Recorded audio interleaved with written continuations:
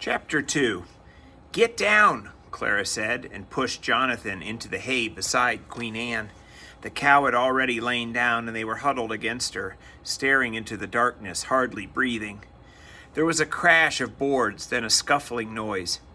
Amos guessed some Indians had come on board and were breaking open the supply crates stacked in front of the cabin. It wouldn't be long until they came to see what else they could find. Amos folded his arms across his chest to stop shivering. If they could get to the island and find their father, they'd be safe. Tied at the bow and the stern, the boat lay close to the land. All they had to do was slip over the side and wade to shore. But then they must try to reach one of the cabins without being seen. Right now, Amos's legs felt as useless as dead logs. Clara grabbed his shoulder, echoing his own thoughts. "We've got to get over to the island." As Amos started to stand up, she grabbed his arm. "Wait!" When she began piling hay close around Queen Anne, Amos realized what she was trying to do. The Jersey cow was almost the same color as the hay, and partially concealed. She might not be noticed in the darkness. Amos bent down to help Clara, gritting his teeth when he thought about the three of them with no place to hide. As they rose and crept across the deck, the scuffling noises on the front of the boat ceased. "We'll never make it," Clara whispered, and motioned them back to the stern railing. "Get into the water and hang on to the boat," she directed. Amos didn't hesitate. Clara had decided almost everything these past months, and he seldom questioned her decisions. Ever since the accident, he had been afraid of doing the wrong thing. Now, almost numb with fear, he was relieved to have someone else tell him what to do. Like lizards slithering across a rock, they slipped over the railing and lowered themselves into the black water. Even this close to shore, the river ran deep and the powerful current tugged at their legs. The water was cold too, though Amos knew that wasn't the reason for his chattering teeth. He clamped his jaws tight and eased downward until only his head was above the water. The steady clatter of gunfire continued, as terrifying to Amos as the Indians. Over the top of the railing, the three of them watched a burning cabin send explosions of sparks up into the black sky. Smoke hovered over the island like night fog. As Clara shifted the pistol from one hand to the other, it struck the boat with a dull thud. She hissed in a breath and sank lower into the water. At that moment, Amos saw a movement above him. He pulled Jonathan closer to the boat and flattened himself against the thick timbers. An Indian stood on the cabin roof, clad only in breechcloth and leggings and carrying a hatchet. His lean body glistened in the glaring light. They had seen Indians at Pittsburgh, shiftless, slouching men who loitered in doorways and begged money for whiskey. Their father had told them that whiskey lured the Indians away from their own people. It made them useless and dependent on the white man.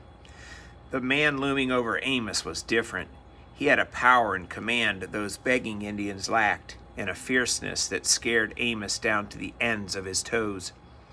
Amos could almost feel the Indian's eyes probing the night. If he came down to the afterdeck, the three of them would have to swim away and try to escape in the darkness.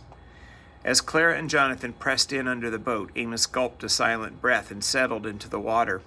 It closed over him with a gentle touch. He stayed submerged as long as he could, then, lungs aching for release, floated upward. The Indian was still there, but he seemed hypnotized by the frenzied activity around the burning cabins. When a voice sounded nearby, he moved across the roof and disappeared. "He's gone," Amos whispered, though vibrations through the boat timbers told him someone else was still on board. Amos's throat was so dry he couldn't even swallow. His fingers ached from their vice-like grip on the boat, and his arms and legs moved in uncontrollable shivering. If the other Indian came to search the rest of the boat, he wasn't sure he'd be able to move at all. Just then, someone on the island screamed in pain.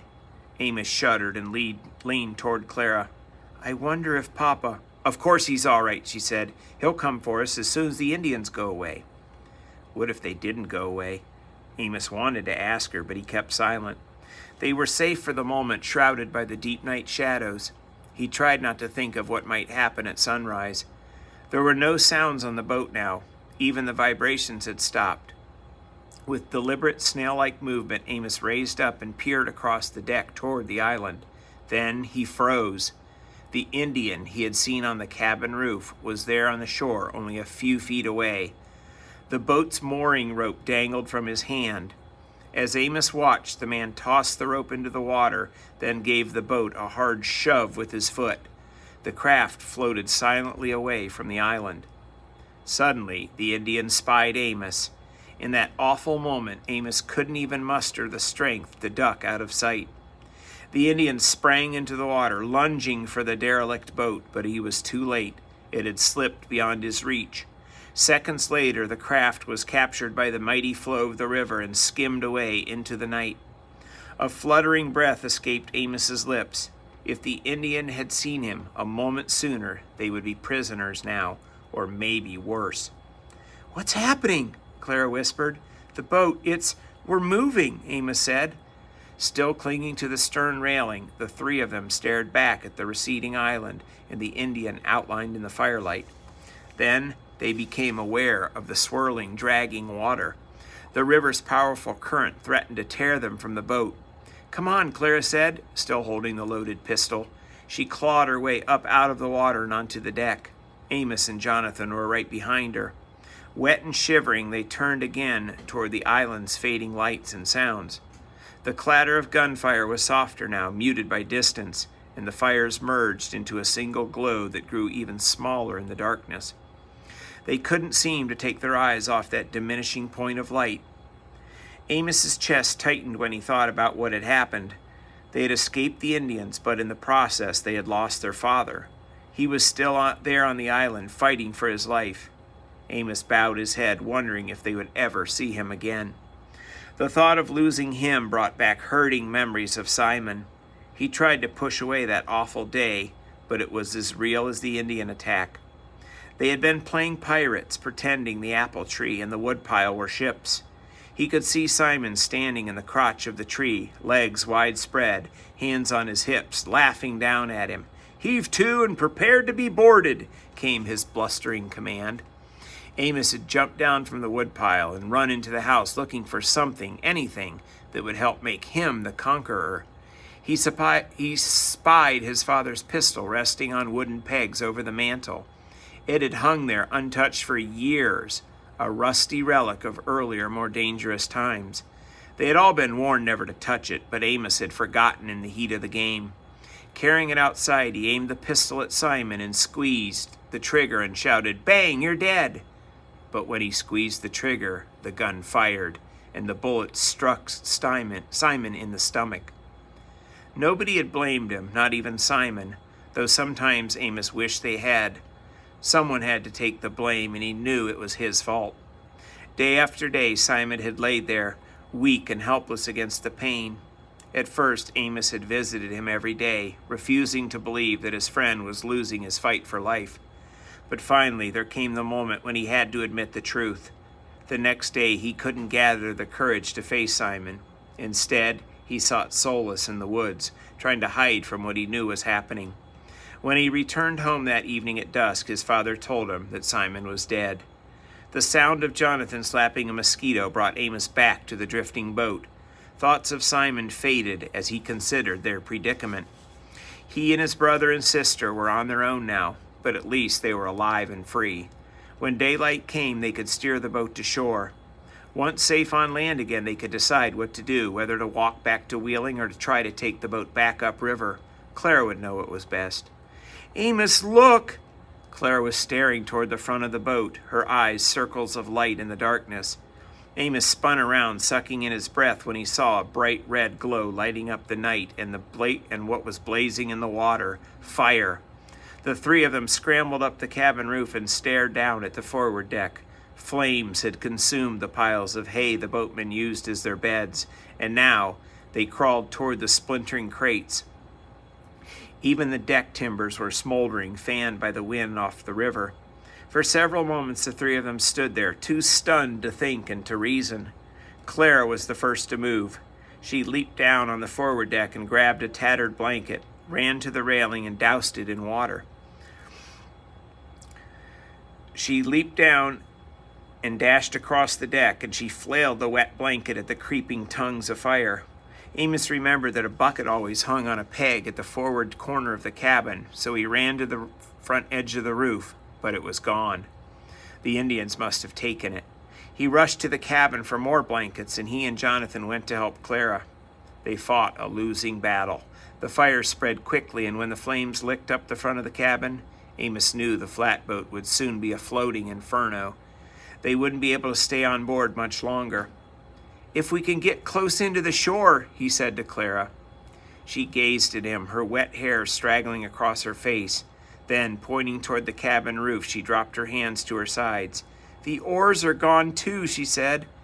As the fire gained in fury, the three of them retreated to the afterdeck. Queen Anne was on her feet now, gazing at the menacing glow, her eyes reflecting the red, flaring light. Clara draped her arm around the animal's neck. Then, as though the three of them had the same thought, they stared back upriver. The light on the island was no longer visible. There was nothing to see now but a wall of darkness, pushed back only a little by the raging fire on the boat. Amos could feel the heat of it. Smoke wafted over him and made his eyes water and his nose burn. They'd have to swim soon. In his mind, he saw the river as it had looked in the afternoon, a stream so wide that trees along the distant banks appeared no bigger than pasture weeds. They were all good swimmers, but could they swim that far? Could they even find the river in the dark? If the river bank in the dark, sorry. "If we wait a little longer," he said, "we might drift close enough to shore." "We can't wait long," Clara replied. "The boat's burning like a summer haystack." "What about Queen Anne?" Jonathan asked in a high, quavering voice. "Don't worry about her," Clara said with a hint of anger in her voice. "She's a better swimmer than you are." "How can we find land if we can't even see it?" Jonathan murmured. Clara reached out and laid a hand on his shoulder. "Just stay close to Queen Anne when we get in the water. You can hold on to her tail. She won't mind." They watched the fire creeping along the edges of the cabin roof.